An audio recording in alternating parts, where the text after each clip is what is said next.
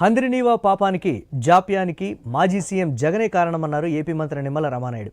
రాయలసీమ ప్రాజెక్టుకు గతంలో టీడీపీ ప్రభుత్వం 12,411 కోట్లు ఖర్చు చేస్తే వైసీపీ 2,011 కోట్లు మాత్రమే ఖర్చు చేసిందన్నారు.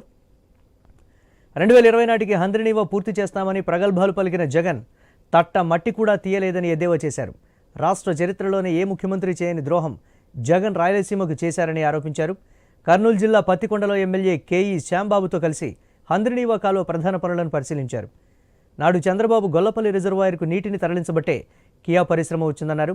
గండికోట ప్రాజెక్టు కోసం భూసేకరణ చేసి పులివెందులకు నీళ్లిచ్చిన ఘనత సీఎం చంద్రబాబుదే అన్నారు.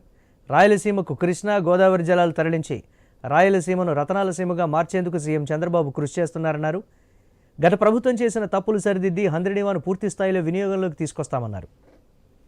ఇదే హంద్రినీవాకు సంబంధించి మరి ఏదైతే గత ప్రభుత్వం మరి ఆర్పాటంగా ఆ రోజు సంవత్సరంలో పూర్తి చేస్తానని జగన్మోహన్ రెడ్డి ఇదే ప్రాంతంలో చెప్పి టెండర్లు పిలిచి అగ్రిమెంట్లు చేసి సంవత్సరంలోనే పూర్తి చేస్తారని ఆ రోజు చెప్పారు.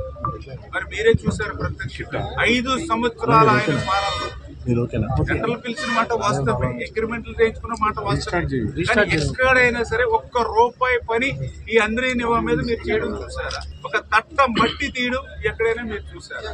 ఆఖరికి చంద్రబాబు నాయుడు గారు ముచ్చుమరి కూడా సైతం పూర్తి చేసి 3,850 క్యూసెక్కుల నీటికి అవసరమైన మోటార్లు పెట్టినా కూడా కనీసం ఆ మోటార్లను కూడా ఉపయోగించుకోలేనటువంటి దుస్థితిలో గత 5 సంవత్సరాల పాలన జరిగింది అని అంటే రాయలసీమకు ఆయన చేసినటువంటి దగ, ఆయన చేసినటువంటి మోసం ఏంటనేది చాలా క్లియర్గా